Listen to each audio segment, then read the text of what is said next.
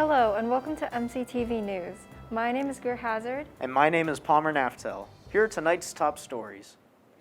The Johnson & Johnson vaccine has recently been approved for public use through an emergency use authorization. This vaccine is effective with a single dose, unlike the Pfizer and Moderna vaccines. After the recent approval, Johnson & Johnson are sending many doses of their vaccine out. This will be helpful in allowing more Americans to be vaccinated on a faster timetable. The shot has a 72% efficiency rate, but has been proven to be about 100% effective in preventing hospitalizations and deaths. On a Saturday evening, there was a large gathering at University of Boulder in Colorado. More than 1,000 students were present, and COVID-19 guidelines were broken. Police and a SWAT team were called to disperse the crowd. 3 officers were injured, but the gathering was eventually broken up. The students left behind lots of debris and a flipped car. Today, the Center for Disease Control released new protocols for vaccinated Americans to follow. Small gatherings of individuals without masks are permitted, as long as they have all received the COVID vaccine. Those vaccinated are able to make physical contact with someone who is unvaccinated, as long as that individual does not have an underlying health condition.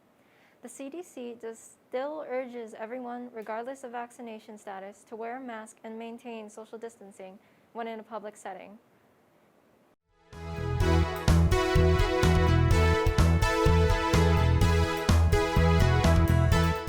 We begin with breaking news from the NFL. As the 2-year gridlock between Dak Prescott and the Dallas Cowboys is finally over, the star quarterback and America's team agreed on a 4-year, $160 million contract. Prescott was set to enter free agency for the first time this offseason after playing the 2020 season on the franchise tag. The deal will reportedly give Prescott $75 million on his first year alone.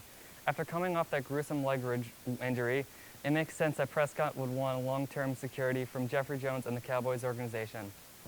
On Sunday, it was announced that Joe Embiid and Ben Simmons of the Philadelphia 76ers have been ruled out of the 2021 NBA All-Star Game. A barber frequented by both players had recently tested positive for COVID-19. While both players were put under quarantine following the positive test, the NBA likely does not want to take any risks, and as such has decided to sideline Embiid and Simmons. As this announcement was made hours before the All-Star Game, it was also decided that no other players would replace Embiid and Simmons' role in the event.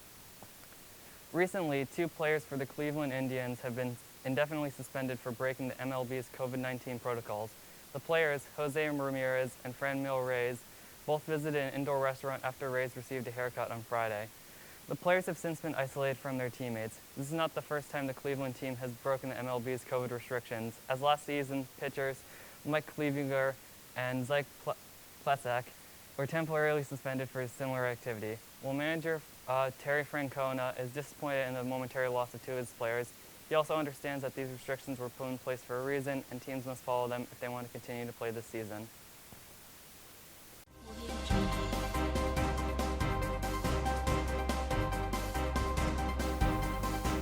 Good evening, everyone. I'm Daniela Bonifetti, and I'll be bringing you this week's weather forecast as well as some breaking news. In case you've been living under a rock or a large piece of cement that fell off of Highway 1, a large chunk of the road fell off of Highway 1. The California Department of Transportation reported that a 150-foot piece of the famous Pacific Coast Highway fell into the ocean near Big Sur, California in late January. The department determined a debris flow of water, mud, trees, and boulders caused the break in the road. Thankfully, no one was injured. Department spokesperson Kevin Drabinski said that the highway, however, is often plagued with mudslides and landslides. This does pose very bad news for the iconic highway because of our worsening climate crisis. Many news outlets fail to credit unusual weather events or weather-induced infrastructure occurrences to climate change. It is important to recognize that these events are occurring more frequently due to irregular weather patterns such as increased heavy precipitation, a cause of mudslides, rock slides, and debris flows. Moving on to another sunny topic, we have the 7-day weather forecast for Poughkeepsie. Today was sunny with a high of 40 and a low of 28.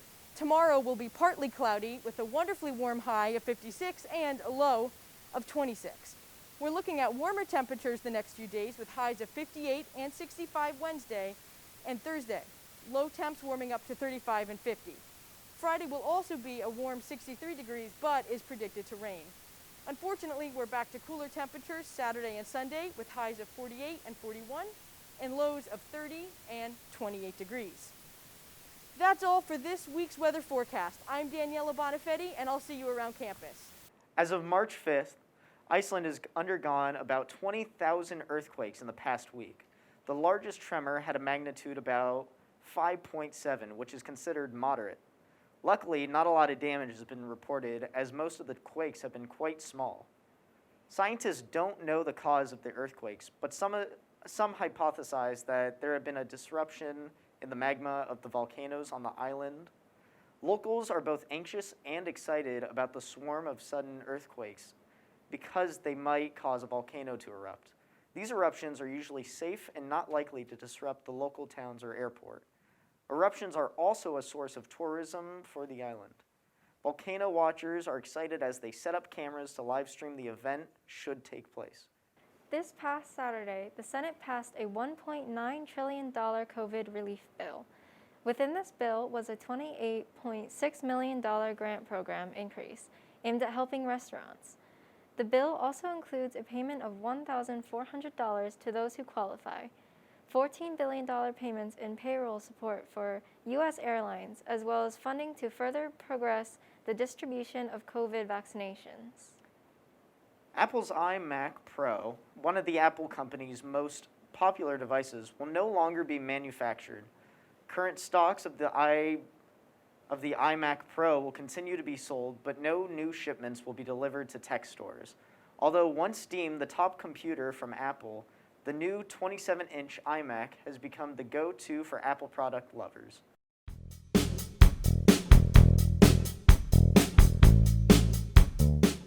Hello everyone, and welcome to this week's Entertainment Report. I'm Alex. This past week has been one of the largest for new releases from Disney since the start of the pandemic pushed back many of their scheduled dates for new movies and shows. Friday saw the release of both Raya and the Last Dragon, which is the first animated Disney flick to hit theaters since March of last year. Since most areas of the country aren't really set to have people bustling in the cinemas yet, the film has also been released onto Disney+, though for a $30 rental fee on top of the cost for the service. The film will hit the service for free later this year, so for those not inclined to pay so much for one movie, they can wait for that. Friday also saw the much-anticipated finale of WandaVision, the first of several big-budget MCU shows to come to the service. Fans also won't have to wait long for more Marvel content, which is great considering 2020 saw basically nothing. The next show, The Falcon and the Winter Soldier, begins releasing episodes on March 19th. Also this month, Viacom decided to throw all their eggs into the streaming basket with the release of yet another service, Paramount+, which carries mostly Paramount movies and shows airing on Viacom channels such as CBS, Nickelodeon, MTV, and Comedy Central. So far, the service has seen some criticism for not having any must-see programs at launch, as well as missing content people expected to be there. If you only want to watch the first, second, and 15th seasons of CSI, or Grease 2 and not Grease 1, this is the service for you, I guess. It does have the new SpongeBob movie, which I saw using a VPN 6 months ago, and as a huge SpongeBob fan, I can confidently tell you the new one was resounding, it's alright. Some more highly anticipated releases, such as A Quiet Place 2, Mission Impossible 7, and the live-action Halo TV show, will come in the next few months to a year. The Grammy Awards have announced their list of performers for the 63rd annual take on the show. It will be hosted by Trevor Noah and held at the Los Angeles Convention Center. It will enforce careful social distancing and COVID guidelines, with no live audience at the event. This year's performers include BTS, Taylor Swift, Dua Lipa, Roddy Ricch, Cardi B, Billie Eilish, DaBaby, Post Malone, Harry Styles, and more. This year will also mark Taylor Swift's 7th performance on the show, and she is also nominated for, and likely to win, Album of the Year with her newest release, Folklore. The date of the event is March 14th. Lastly, Prince Harry and Meghan Markle, Duchess of Sussex, recently had a sit-down interview with Oprah Winfrey, the first since the couple announced they were stepping away from royal duties. Meghan had harsh words for Buckingham Palace, shockingly describing her experience as a royal as almost making her not want to be alive anymore. She alleges she suffered under the weight of the image-obsessed royals who scrutinized her immensely, from her appearances in public to even the color of their son Archie's skin. In the past, Meghan has critiqued the British media, especially the UK's infamous tabloids, for character assassination and strangely harsh coverage of her. Meghan and Harry now live in California, having previously moved to Canada but relocating after the royal palace denied them security and the British tabloid The Daily Mail leaked their address. In the wake of global protests against systemic racism, it's stunning to see how social stigmas can attach themselves to someone even as high as royalty. That's all we have for entertainment tonight. Again, I am Alex Morales, and thank you. Hello everyone, and welcome to our first ever segment of Throwback News, where we tell you what happened on this day in history. 50 years ago, Led Zeppelin played the iconic Stairway to Heaven live for the first time ever at Ulster Hall in Belfast.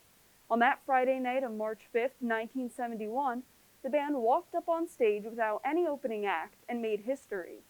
Now let's go back to 30 years ago, when on March 19th, 1991, the NFL took back their decision to have Phoenix host an upcoming Super Bowl after Arizona failed to recognize Martin Luther King Jr. Day as a paid holiday. The NFL's commissioner at the time, Paul Tagliabue, thought it was best for the game to stay out of political controversy. Now for a bigger throwback, exactly a century ago, in March of 1921, the United States got its 29th president, Warren G. Harding. He was only in office for 2 years, until passing away in 1923. Some say Harding was one of the worst presidents in history, even admitting himself that he was not fit for office. I guess he never really got a chance. Well, those are today's throwbacks. Once again, I'm Claudia Rufa. Thank you. Marist College had become one of the 3 new sites to distribute Johnson & Johnson's newly released COVID vaccine. Marist will distribute 3,500 on the one-shot vaccinations, making them one of the 3 new sites in Poughkeepsie to do so. On Tuesday, March 2nd, Governor Greg Abbott announced the lifting of the mask mandate and reopening businesses to 100% capacity in Texas.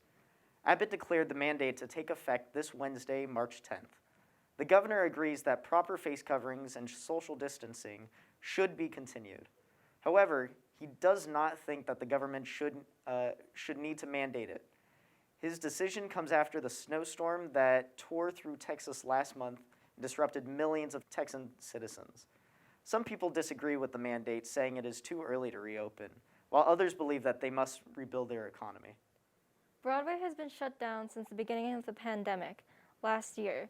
With a huge decrease in profit from shows, Broadway has announced the beginning of pop-up performances in certain venues starting in April.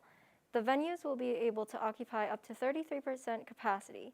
No concrete details have been revealed concerning pop-up performance dates, but some shows will perform as soon as April 2nd. Actors like Hugh Jackman, Idina Menzel, Sutton Foster, and more are speculated to perform at these events.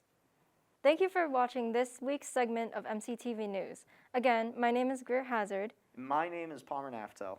Thank you, and have a good night.